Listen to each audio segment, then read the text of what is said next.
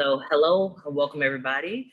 YWCA Beyond 21, Gender Inequity in Sports. My name is Natalie Bruner. I'm the Division Director of Race and Gender Equity Advancement for our organization. And I have three amazing ladies on here. Like the conversation was even starting before everyone got on. And so it's going to be so fire. And I'm so excited to have everyone on here. The replay will be available as well as some of the wonderful sound bites that are going to come from this. And so I think we'll do a quick roundtable of introductions before we start to dive in so everyone knows who's on the call with us and who is sort of joining us in this conversation. We have a few questions that we're going to ask, and then towards the end, we'll open up the questions to people in the room. So I don't know, Clara, do you want to go ahead and get started? Sure, I'll start. My name is Clara Stroude-Vazquez. I am the Chief of Culture and Inclusion for the Miami Heat. I'm going into season number 19 with the Heat. Wow, that number hits hard. West Indian girl, East Coast girl, former college athlete. That's a little bit about what the bio would say. Thank you. Thank you for being here with us. Sonja. Absolutely. Hello, everyone. My name is Sonja Robinson. I am also a former athlete. I didn't play as many sports as Claire, but I did play basketball in college. And from there, I've also been a coach of all different levels. I also have a Ph.D. in sports administration. So I do a lot of work and research on sports leadership, especially in the realm of diversity, equity, and inclusion. Before I became a consultant and started working with athletic departments and other organizations in this space, I was the A director of inclusion at the NCAA. So I am happy to be here. This is a powerhouse panel. I'm just glad to be a part of it. So thank you. Thank you, Sonja. RaShauna? Yes, I am rounding out the student athlete vibe going on today. So another former student athlete basketball player. Excited to be here. I am with the Miami Dolphins, and I oversee our community relations and youth programs initiatives. And our community relations program is really focused on diversity and inclusion. And so this is a very exciting panel to be part of, as that is some of the work that we are trying to do from the Miami Dolphins side. So thank you for having me. Thank you all for being here. This is so exciting. Oh my goodness. So let's get a little, and I had talked about this before we got on here, about the hot topics in the news. There's just so much going on in the news. I wanted to do a little recap, and I was trying to write one down of all the things that were happening related to gender and women in sports in the news, but it was just so many things that I was just okay, this is going to take up way too much time. So if you guys could just give me a 2-second of what's the one that sort of hits you the most that's been in the news so far of all the stories that's going on. Sure, I'll jump in first. Okay. I can tell you the one that's really popping for me right now is the conversation around Maria Taylor and Rachel Nichols and ESPN. I know just recently the announcement came out that Maria Taylor decided not to continue her contract with ESPN. And so, time will tell what her next great big thing is. But I think what was really interesting about the entire situation was it was two women in, an industry or a job that was male dominated, is male dominated. And what happened that somebody felt threatened enough to feel like they had to talk down another female, another woman in this industry. And so that was kind of the challenge, because I think, and we might get into some of this when we talk later, but that seems to be something that can be one of those derailers for the growth of women in the sports industry, is what happens when we start to feel threatened or insecure, and how can we mitigate that and not let that be something that takes us out. So that's a hot topic for me. That sort of what highlights in my mind is tokenism. We talk about that, and so all the things and problems that come around with there's not enough of a particular group within an organization. So I don't know who wants to go next. Their favorite hot topic before we get into those list of questions.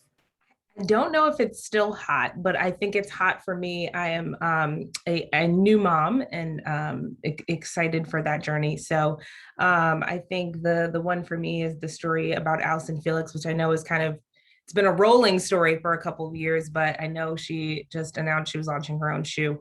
But so it kind of like brought the story back, if you will. But when she parted ways with Nike and was discussing a little bit about why she chose to do that and starting a family. And so to me, when we talk about gender inequity, right, women have tough decisions to make in the workforce, and sometimes feel like they have to choose between being a mother or having a family or being a wife or whatever those roles are, and also still wanting to climb both in their career, but for her with endorsements, that really is her career. So that was kind of one that was hot button for me, I think, just because of my cycle of life right now. But I figured since she just announced the shoe, it kind of all came full circle. No, I feel you on that. I'm in that same boat, so that hit hard too. How about you, Clara? For me, it's what's going on in the Olympics right now with athletes and their uniforms.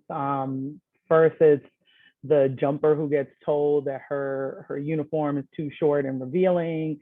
Then it's the beach handball team that's told they're fine because they're not wearing a bikini. And it's the constant cycle of, we have to think about things that men don't ever have to think about. Nobody is worried about what my boss comes into the office wearing. But if I wear something that's considered inappropriate, outside the line, somebody doesn't like it, there's a whole discussion surrounding it. And it's like, we don't have ownership of our own bodies, our own clothes, etc. People have to make that decision for us. Nobody ever talked about anything Usain Bolt ever wore when he was running, unless it was a discussion about whether or not it was functional for him. And so there's no discussion about the functionality of things for women or whether or not it works for us. It's whether or not it fits into the box that society wants to put us in. So that right now for me, just, jumping off on our bodies and hair and, the Crown Act and all of those things that are going on right now, it's like, we just have so much pressure on us in our looks as opposed to our ability, and so much scrutiny in our looks and what we're wearing and what we're doing in that realm, as opposed to our ability and how good we are at our jobs or our sport or whatever it is. That's so on point, and it crosses so many realms outside of just sports. And it's the perfect, honestly, segue into our first question of what does it look like to be a woman in the sports community now? And I mean, the picture you guys painted wasn't that rosy. So what's the overall view? But that's just what made the news. I'll jump in. I think there's a lot of hope and opportunity because voices are getting louder. For me, one of the things this year that was such a hot button topic for me was the NCAA basketball tournament and the disparity in the treatment of women and men. And, the two ladies that I'm on with have seen it themselves as college athletes. Men's teams get the better practice time. They get a better practice facility. They get the better transportation. And it's never been thought of. Like, we go through it, we complain about it, but you never hear it being brought into the public, into the broader sphere of people's, consciousness. And I think the fact that these things are being discussed gives me hope that things are getting better. But when things happen like, the thing at ESPN where women are being pitted against each other, then I'm like, oh, here we go again. It's like it's such an ebb and a flow, and like you have these high highs and these low lows where it's like, yes, I think things are getting better for us and we're making strides. But then things happen that I'm like, these age-old conversations just don't go away. We keep having the same thing over and over again, this cycle. So I think it looks like a lot of hope. I think, with the WNBA, I'm so very just excited about those women and the things that they're doing in their sport and the way they're standing up for social justice and the noise that they're making, that the guys on the NBA side have no choice but to support them and kind of amplify those voices and follow their lead, which is great. But it gives me a little, pause when we have these same conversations over again about things that should have been kind of wrapped up a long time ago. I think just inequities in our society right now are being brought to the forefront, which is exciting. Like you said, conversations are being had. I think people are kind of finally walking through life with a little more empathy than they ever have, and truly trying to say, I want to understand the person that is across from me. And people are finally understanding that there is a bit of ignorance for groups that are not in the minority, and they're finally saying ignorance is no longer an excuse. And they're taking ownership of that and learning. And I think what I have seen a shift in, especially with gender, is this building of allies. I think we as a female community have more allies than we ever had in this fight. And I say this constantly when I talk to media about whether it's LGBTQ rights, whether it's female rights, right? All these minority groups, whether it's Asian hate, which we saw a rise in during COVID. I think right now, so many people are standing up for marginalized groups and being allies for marginalized groups, that it's exciting to me, because I think that's when change happens. When the minority groups stand up, it's very easy for these larger groups to kind of say, oh, that's their problem, and they can fight that battle, and they kind of like leave us over here, right? And so, but when you have the majority standing up and saying, no, I stand with them and I understand them, and I'm here to support their causes, I think that's when real change happens. And so I'm excited to see how that rolls over into legislation. And I think sports is a great catalyst for legislation starting to make some changes. So yeah. I absolutely echo, this idea that awareness is growing, right? That more voices are being heard, and we're having more platforms for those voices.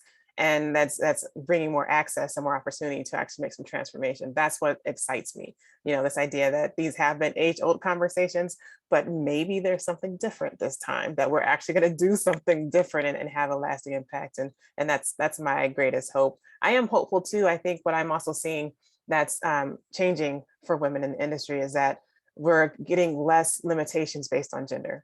And I say that to mean, like, we're now seeing that, are now becoming aware that yes, women can coach men at the elite level, right? We're seeing more of that happening. And it should have been happening a long time ago. We didn't have those same limitations for men. We always had no problem with men coaching women at any age, and we even had women coaching their young sons and like soccer leagues and Pop Warner, but we would never see them at the college levels or at the professional levels. And so you're starting to see more of that. And I think what that means is we're seeing that women can be in this industry from any angle.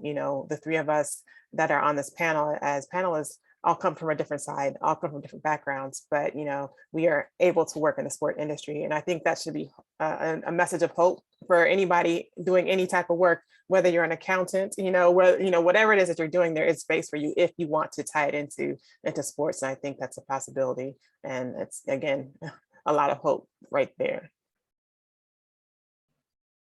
Thank you. And you brought up something that was on my mind about, we talk about the athletes and the coaches, but what about like what you guys do, the administration piece? Like, what does that part look like for women on that side? I think, I hope that we continue to have more conversations so that people can be mentored into seeing new opportunities. I really think it's about exposure. For some folks, they just haven't been told that this is an option. This is something you can do. And for so long, the sports industry has been word of mouth.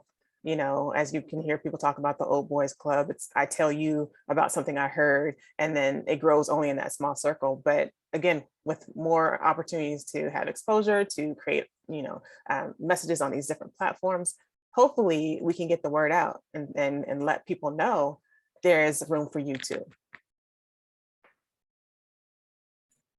Claire, it looked like you were about to say something there. I agree with that.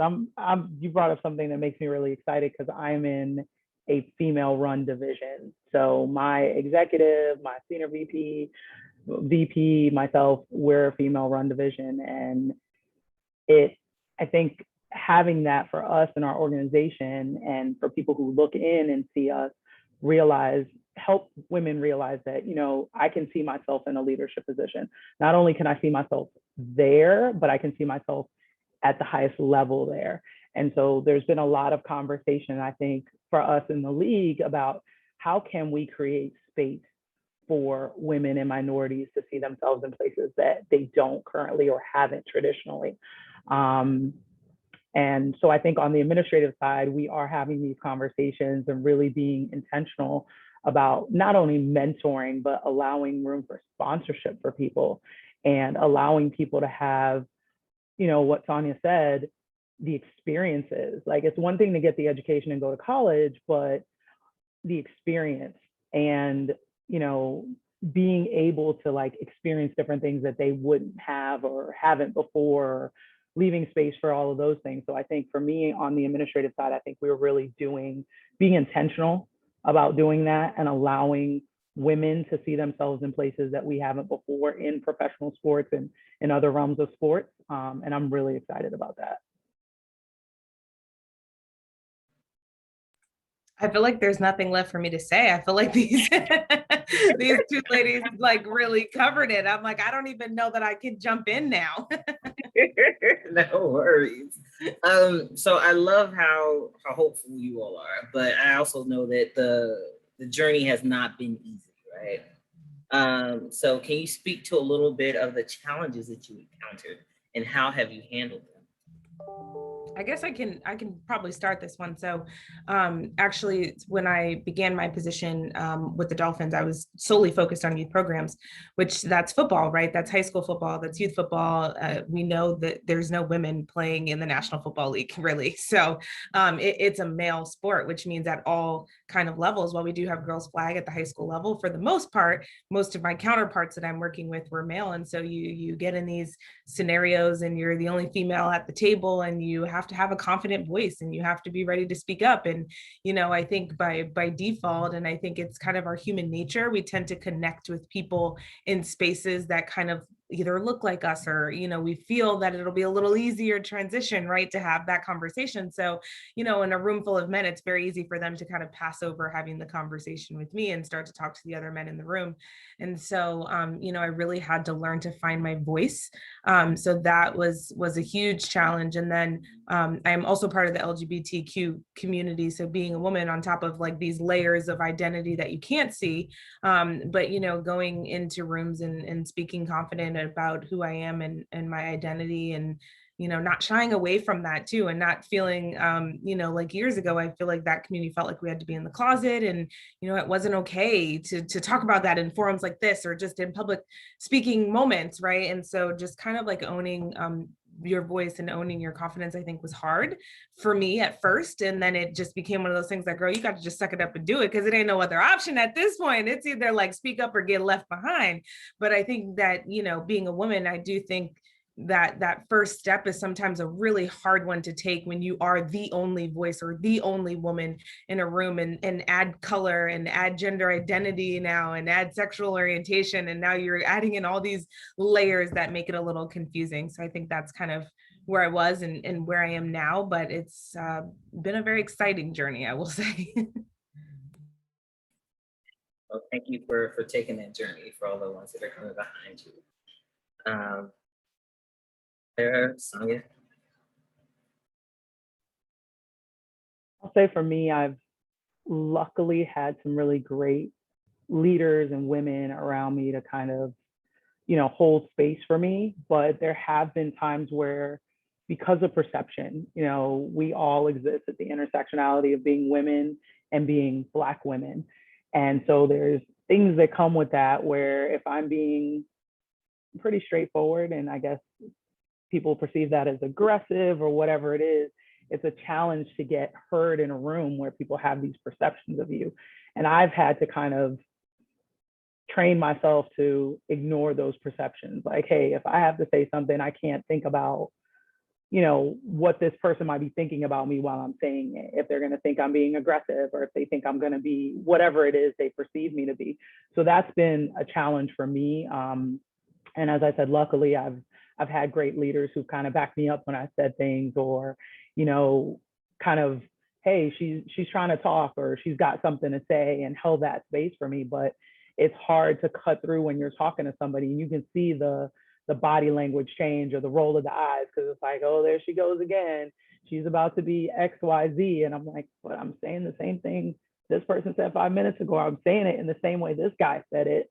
but because I live as a woman and as a Black woman, you view me as whatever you're going to view me as. So that's been a challenge that I've definitely had to overcome in my head, and just made sure that whatever my viewpoint is, whatever I'm trying to get out, not squelching my voice because somebody else might perceive me a certain way.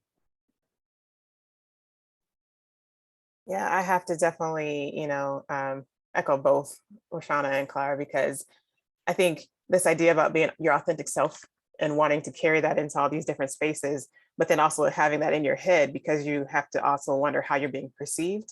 And then is that gonna interfere with your impact? That's always something that I think we as women, as Black women, are just carry with us. And so definitely that's been a challenge. I luckily have had folks who have opened doors for me, and I think for me, I've always wanted to be in a position to do the same. So in every role that I've had, I've really been about, it's not about me, it's about how can I help someone else? And with that said, I think another challenge I can name is not being lost to the brand, right? Not letting the brand be bigger than my integrity, because I think there can be a time when a challenge will come and say, okay, this is how business works. And then your integrity says, but that's not how I work. So which one is more important? And there comes those times when you have to make a decision. Either you're going to go with what is aligned with your values, and sometimes that means you got to walk away.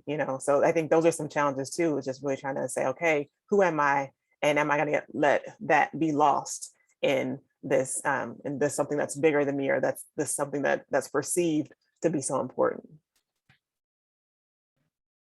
I think you hit it right on the head on the nail when you're talking about your authentic self. And it sounds like each of you sort of had to hold true to that, maybe a little harder than in other spaces, just to be able to shine your light. And so it's been a challenge, but I want to make sure that we hopefully hit some of these. When it came hard to sort of holding that authentic self, can you tell me about a time when you sort of had to confront somebody? And I know, RaShauna, you gave an example of being in the boardroom and them sort of pushing back and those microaggressions you experienced in that moment. But what maybe is another one that may be highlighted to you that seems to be one that, and for learning purposes, that reoccurs, so that we can understand that these things happen and how do we stop them and notice them when they do happen?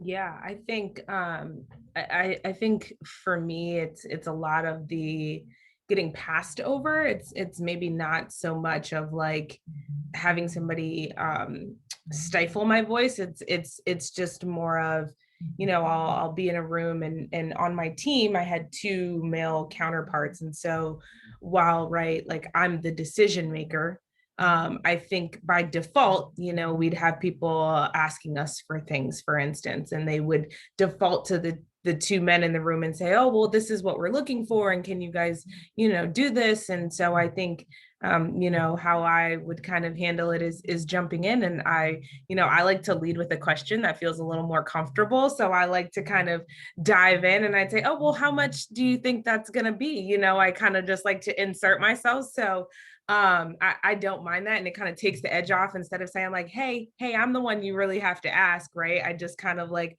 slide my two-step right on in the conversation. So I think that's kind of the tactic I use. I don't know if it's always the best of tactics, but I know it's one that at least feels comfortable for me. So that's probably the one I use right now. I like that. I got to use that one. So.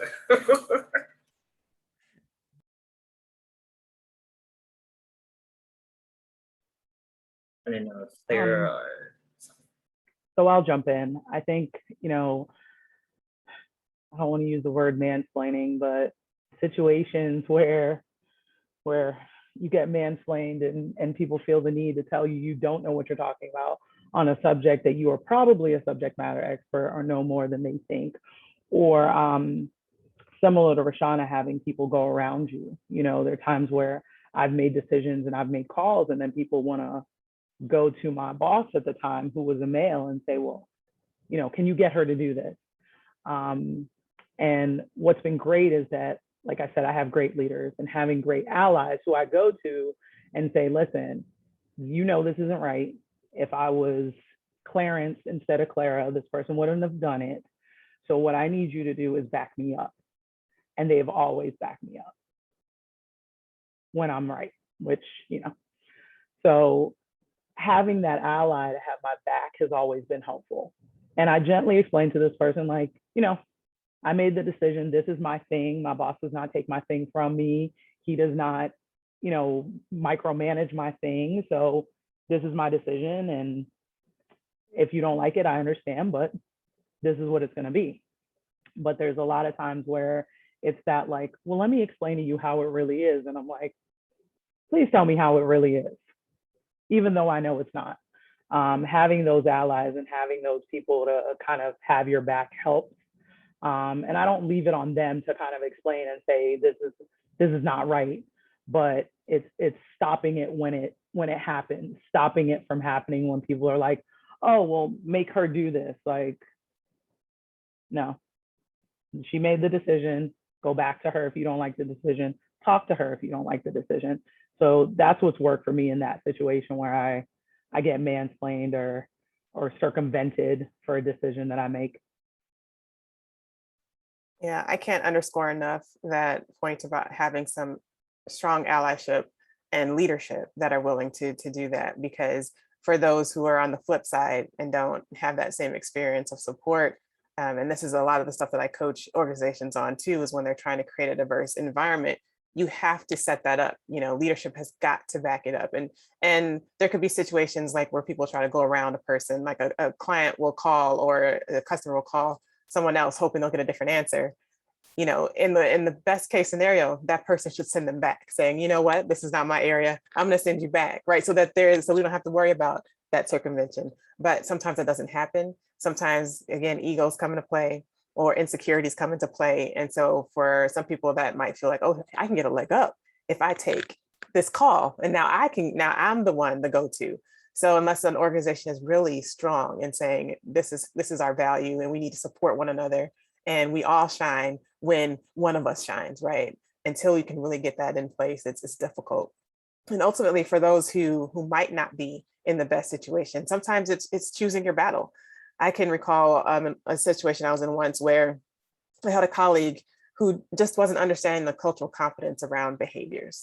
So I'll explain that a little bit.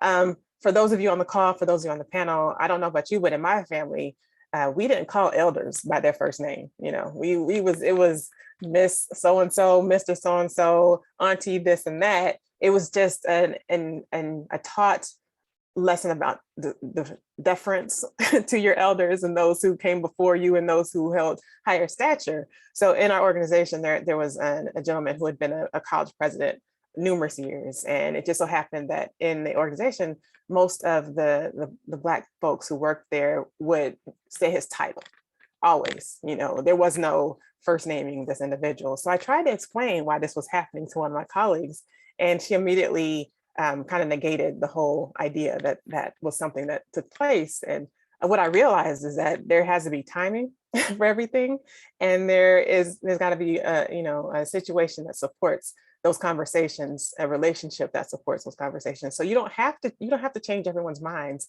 You know, not everybody is ready and not everybody is worthy. That's the lesson I learned. But we have to choose when it's appropriate, when it's worth your mental and physical energy to jump in, and when it's going to benefit you in the end. So, just lessons we've got to learn, choices we've got to make. But in the end, what's going to keep you thriving, and what's going to make sure that you can do the work that you need to do and be supported. Thank you. Man, that's a lot of things that hopefully people on the call can begin to recognize and to correct when they see it, or self-correct if they're doing it. So hopefully that's a learning lesson of some things that people may not have seen and can hopefully open their eyes to see it moving forward. So I'm going to get into a little tough question, and RaShauna touched on it a little bit, and I think all of you have at some point. But there's women in sports, and then there's being in a woman of color, a BIPOC woman in sports, and even further, as RaShauna touched on, intersectionality of your orientation within sports and trans women in sports. What does that sort of intersectionality look like in sports? Because not only do you have to deal with being a woman, but you have to, again, like RaShauna said, pull in some layers. And that's a whole different conversation that we kind of don't really have a lot. And so how do we really look at that and begin to help people understand what does that look like and to best serve those populations?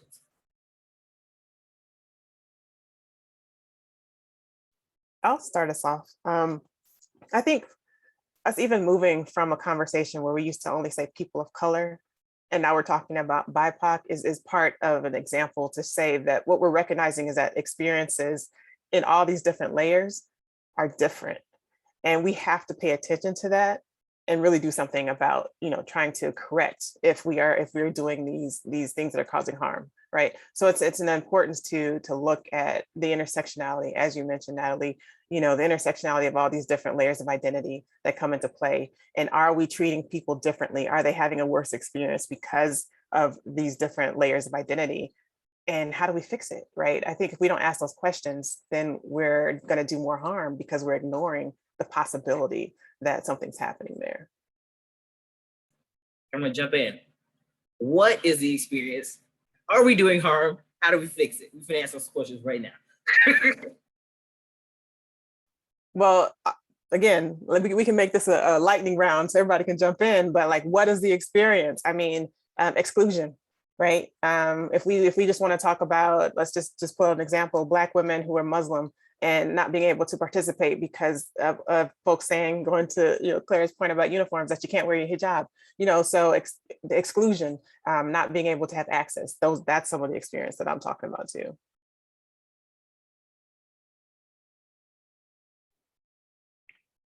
Not feeling like they belong. I think we talk about diversity, equity, and inclusion, but actually feeling like you belong in a place. What happens? What does that mean? Like, is it you get a job or you get a position and you're off in the corner, to your point about Muslim women, like we have a meeting outside the office, like an office, engagement, social happy hour time. Muslims do not drink alcohol. So they feel included. They don't feel like they belong in this group if that's what you're doing with your team every week. So that's the experience, like not feeling like you belong in the office that you come into every day, or the team that you're on and the sport that you're playing. Like it's a lack of a belonging. I think in general with sports, it's a lack of leadership. I think it's a lot harder, right, to climb into these C-suite opportunities when there's not people that look like you at the C-suite, right? I think it's, the battle is always tough and it is always uphill, but I do think to be the first of anything, right, is an added bonus. And then there's so much responsibility to go back and help others get a seat at the table, which it really truly is your responsibility.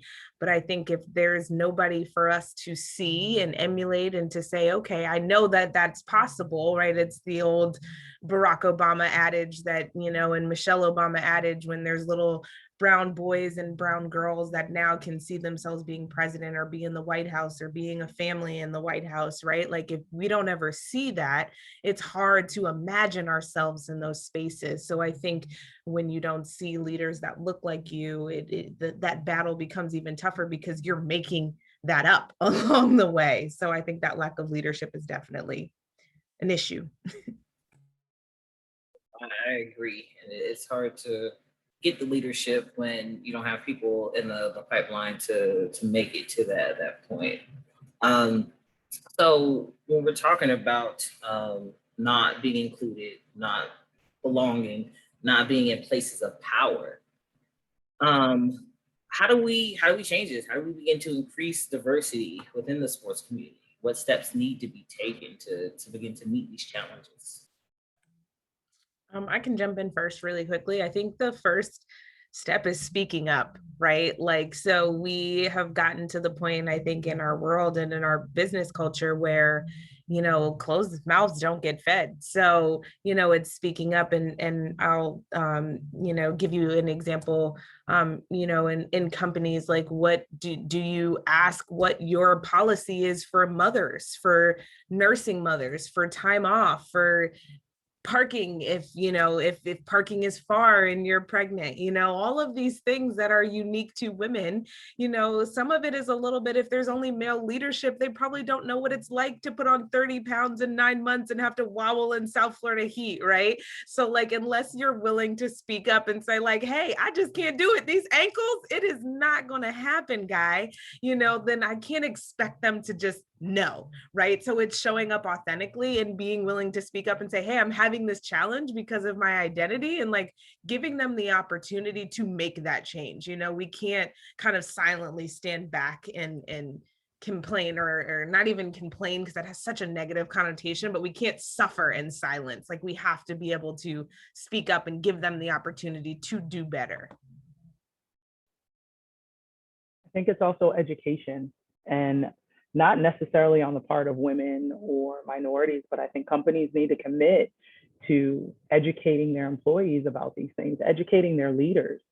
You know, you can't just assume that your leader comes in with emotional intelligence and they understand that your BIPOC employees may have different, or do have different experiences than the rest of your organization or the other employees in your organization.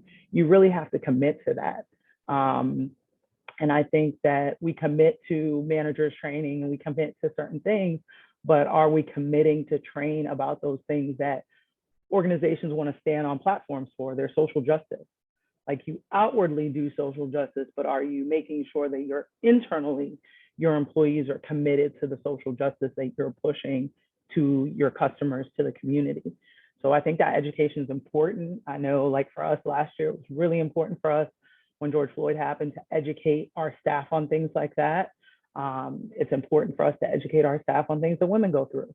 And, you know, whether it's microaggressions that we deal with, whether it's what happens when you're, like you said, when you're pregnant and, you know, you gain all that weight and it's the summer and you're pregnant in July, Lord, and you think you're going to die, like, educating your leaders on that so they know. You know, it's important to speak up, but leaders should kind of be forward thinking and think about that. So organizations should really commit to that, because it raises the bottom line. And I think that's where what organizations want to see, like, what is going to raise this bottom line? If you, RaShauna, is pregnant and your leader already knows that, you know, she's pregnant, I need to start telling her information about, or making sure she's getting the information she needs about breastfeeding or relocating her parking or whatever, that's not going to make you think, I want to leave. And then they have to hire somebody else and go through training and bring them up to speed all over again. So that little thing right there, and it keeps your productivity up, because you don't have to worry about, oh, I have to walk all over the place, or, oh, where am I going to find a spot to breastfeed? That's already done and already taken care of. And so you feel comfortable in the space.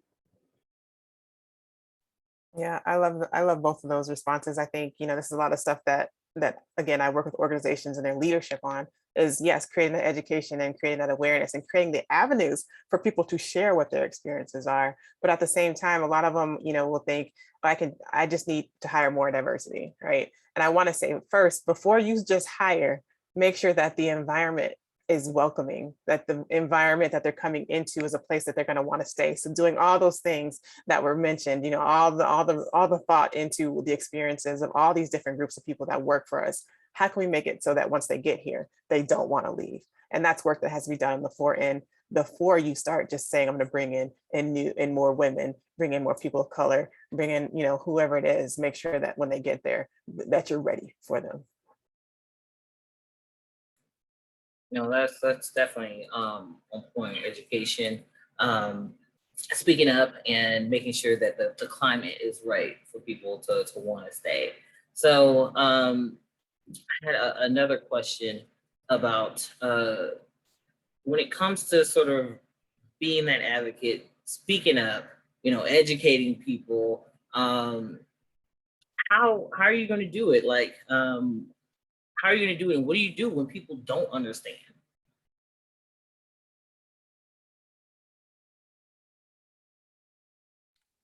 I think I'm going to play a little bit of the organization card a little bit.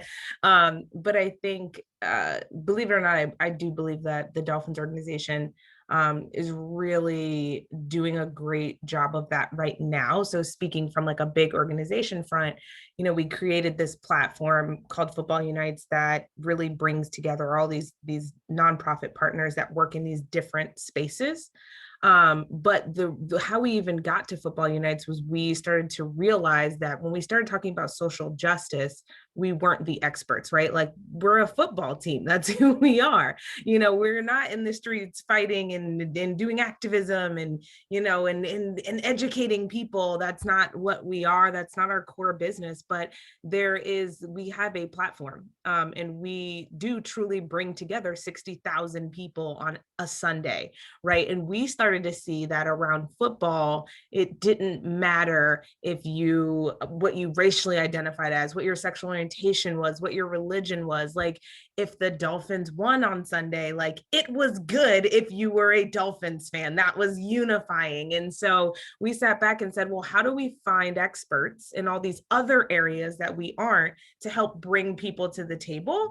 And like, what we really want to do is just facilitate conversation. And we go into all of our Football Unites program and saying, you know, we're not experts on Pride Month. We're not experts on International Women's Day or Veterans Affairs, but we know that this is important to our market. And we want to bring people to the table that can help move all of South Florida forward.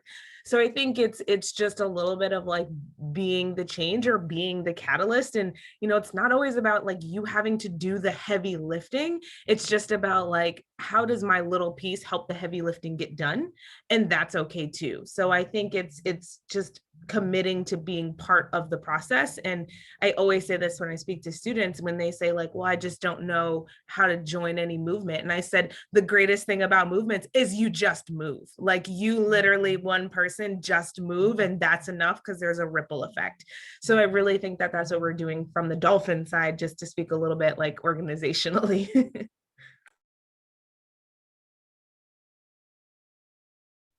I think I want to, underscore something that RaShauna shared too, that the organization is creating the space and the individuals are creating the space. I think something that's often overlooked is the importance of support when we talk about courage. It's easier to jump out there when you know somebody has your back, or that somebody is there to support what you're doing. And I think that that's the same as for an individual who wants to jump out there and advocate, or, whatever it is. You want to do your research so you have a platform to stand on.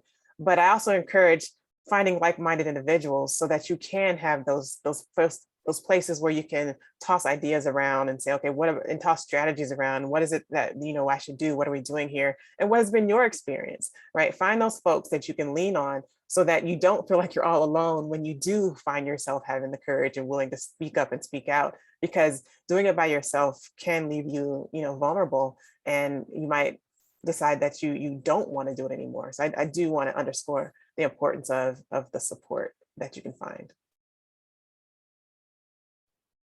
I agree with both of my fellow panelists. And I think something that Sonja said earlier about sometimes people aren't ready. They're not ready to hear you. They're not ready to understand, but you have to keep pushing forward.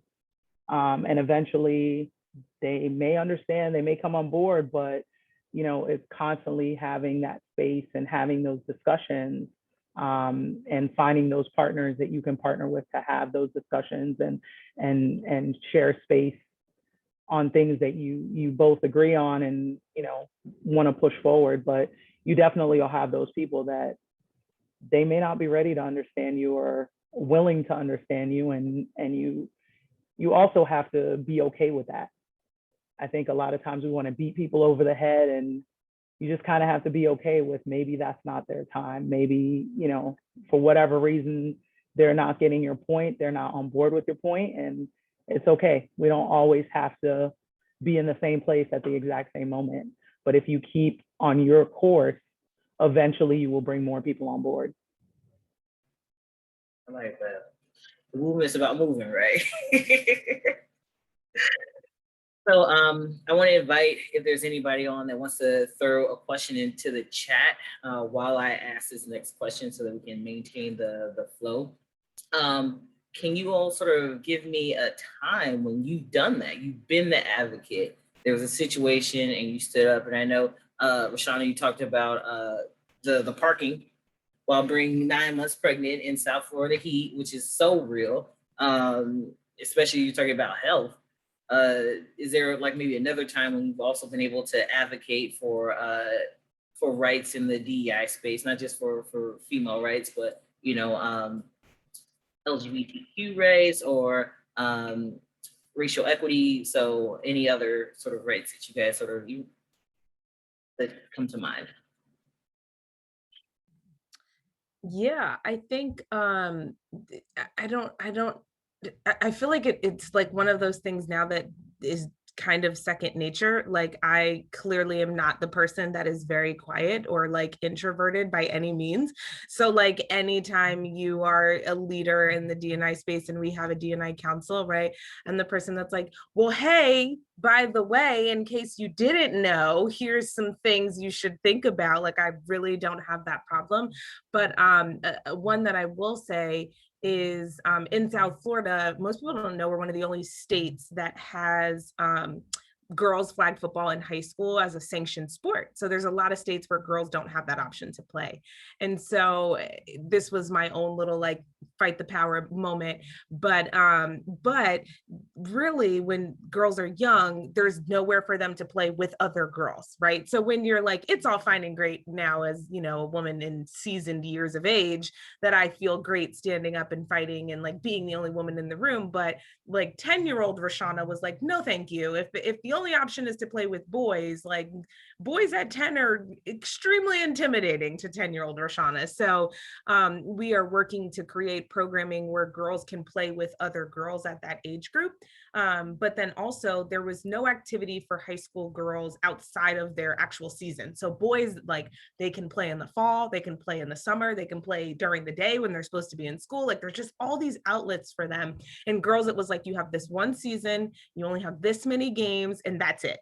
So if you love the sport and you want to stay active, there's no other place for you to go. So we created a league out of our building. This was obviously before COVID and NFL protocols, where we created a girls flag league. And I was super passionate about getting it started because I wanted to have a place where girls can play, right, when it's not their season. And so they don't find other activities to get into that are a little less productive, because boys have that opportunity. And I was like, hey, like, it's summer, but these girls is out here and they playing. So, you know, that was my own little like fight the power at my organization, and something that's very small, right? Like we're talking about one sport and one segment, but I felt like I had 16 teams of girls that played, which is phenomenal. And so like, I'm thinking it'd be great if I get 4, and we end up getting 16. And now there's 16 more groups of women that feel like there's an outlet for them. And now it's a sanctioned sport in college where women can get scholarships, and that happened this year. And I'd like to think that like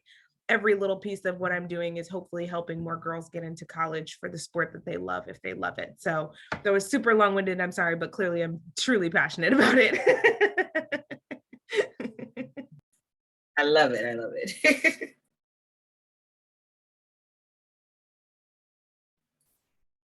I think in that same vein, I'd say one of Sonja's earlier attempts at being an advocate probably happened when I was right out of college. And again, this was me coming from the understanding that I received a full ride scholarship to play at the University of Minnesota. But a lot of my former teammates and a lot of the folks that I grew up with did not get that same opportunity. You know, and so me knowing and looking back at, you know, how is it that I got chosen? What made me the special one? And of course, you know, there's some ego there. Yeah, I was pretty good. But at the same time, understanding that there were things in my life that really set me up for that. You know, my mother being all about exposure, you know, making sure that I got to try everything, you know, making sure that education was prominent in my life. These are things that not everybody had, you know, putting me in places to go to camps, to get the good coaching. So I had the foundational skills that colleges were looking for. Not everybody had that chance. So again, right out of college, what I did is really work to create what I called a Sunday school. So on Sundays, it was free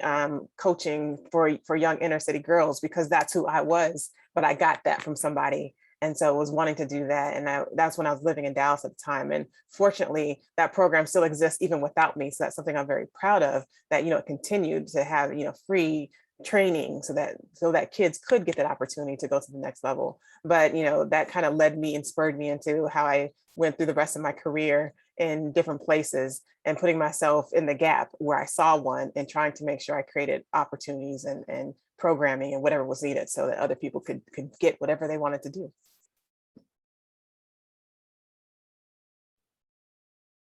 Question's hard for me because the last year has been, I think, my whole fight the power year. I came into this position out of what was also, I guess, my predecessor to this. I managed our dance team, and I was very, very, very, very outspoken on our brand and how our brand was viewed and how those women had the opportunity to do things they wanted to do, but how they were viewed. So I was very loud about it unapologetically. And I would go into my boss's office and just kind of, we need to be doing this and this should be happening and these women. And he's like, all right, calm down. So coming out of that into what I'm doing now, I've been very intentional about making sure that our employees have opportunities to do things like have ERGs that they can talk about things that they need to talk about, our women, our Black employees, and giving educational opportunities to our staff. So allowing them to find out about different experiences and share their experiences of who they are and share their stories. So this year has really been for me with COVID and being in a virtual space, being creative about finding ways to do these things when we're not gathering. How are we sharing how we're feeling about, watching George Floyd get murdered on TV? And how do we share what we're feeling about being locked up in COVID? And, I think we've had 20 babies in our office this year. Like we were just recreating the 2035 or 2045 heat team. And allowing the moms and the dads to have the space to talk about that and homeschooling while you're dealing with being at work and things like that. So there's a lot that's gone on in our office this year that I've been really just intentionally advocating for our staff and making sure that all of them feel like they're supported and they can do their job in the space that we've been living in. So it's been a lot, but I just love it because we talk about being a family here, and key culture is about the family atmosphere that we have. And so I've been trying to really preserve that in, that space and make sure that our staff really does have what they need so that they can be successful and feel supported and do great things without, feeling like, oh, I can never get a leadership role, or, oh, I'm being penalized because I have my kids screaming in the corner while I'm on a meeting and trying to do all the work that I'm trying to do when, my child is like spitting up all over my lap or whatever is going on, because these things happen. Yeah. First off, you guys have been so awesome and have taught us all so much. I'm not in the sports world, and so a lot of this is education for me as I was trying to even prep. And so thank you all for being here. And we have some congratulations in the chat too, if you want to look at that. And for those of you that came on a little bit later, we are going to post this. So if you go over to our website, and I believe they'll put it up on the YouTube channel for the YWCA as well, for you to be able to access the full conversation. But if there are any other questions, I'm going to sort of open it up for each of you to have a final word. And I would even challenge you to tell us that aren't, sports people, what do I do? How do I help? What am I supposed to do? I'll go first because these two women are phenomenal. So I do not want to be the last word. I'm just jumping right in. I'm like, these women are much smarter than me. But no, I speak a lot to graduate students. I was an adjunct professor this past year, and I tell them very, very simple is be authentically you. And I say, because I think it's an important lesson and we really overlook that, like, being you is more than enough in this world, and it takes up more than enough space than you know. And so I think that's important, because sometimes, right, in these fights and these plights, and you see great people speaking and saying phenomenal things, and you're like, I can't speak like that. I'm nervous in front of groups, right? Like, it feels like this mountain to climb, but I'm like, be authentically you, and that is enough to move somebody in this world. So yeah, you is enough. Whatever your identity is, you is enough. Bring that to every situation you come to. If you are the crazy person who talks too much, like, be that person. That is what it is in this space. Thank you, RaShauna. I'm going to jump in because I also don't want to have the very last word here. No, but I think I love that. I would agree, be your authentic self. I also would say, in support of the two women that I had the honor of sit beside tonight, support their sports, right? I mean, go out there and make yourselves known, right? Let's not be quiet. I think that's the one thing that we often have a downfall, is that we keep our opinions, we keep our passions, and we try to downplay those things about ourselves. Enjoy sport if you do. If you don't, by all means, start to support the folks that you see out there doing the big things. Simone, Biles in Olympics. I mean, just go out there, see what's happening, see those conversations, because they're opening spaces in that world. But what that does is reflect back on the greater society. So, once we see what they can do, we know that we can do anything we want to on the outside too. So I just say, jump in, let's get involved and share our voices too. I love what both of my fellow panelists said, and I'm privileged to be on a panel with such brilliant, dare I curse and say badass ladies, but I think tying together what both of them said, use your voice. We didn't get here, we didn't start here. All of us developed into where we are, and it wasn't by not using our voice. So whether you're in college, whether you're starting out in your career, whether you're like way far into your career, or you like sport or you don't, use your voice. Lowering the waterline a little, as they say. I played an instrument growing up. I was a band nerd for a little bit, and every time I played a solo, I was shaky. But I kept playing, and I kept doing it, and I kept speaking in front of people, and I kept singing in public, and I kept doing other things that just scared the living daylights out of me. But I never stopped using my voice. And so using your voice to support other women, using your voice to support athletes, using your voice for the causes that you love, whatever it is, keep speaking up. It's so important, because there's a little girl or a teenager or a young lady behind you who's looking at you and you don't know. I had to tell one of our players one day, he was talking something about autograph signing, and I said, little boys just are dying for your autograph, and that's crazy. But you don't have to be an athlete to have that happen to you. You're a teacher, you're working in your regular job, whatever it is, little people, little girls, little boys, they're looking at you. So keep using your voice. This is so awesome. Thank you guys so much. It's so encouraging. Like they said in the chat, so empowering. Thank you all for being here. Beyond 21, Gender Inequity in Sports. Check out the YWCA, where we are eliminating racism and empowering women through forums just like this. Check us out, ywcasouthflorida.org.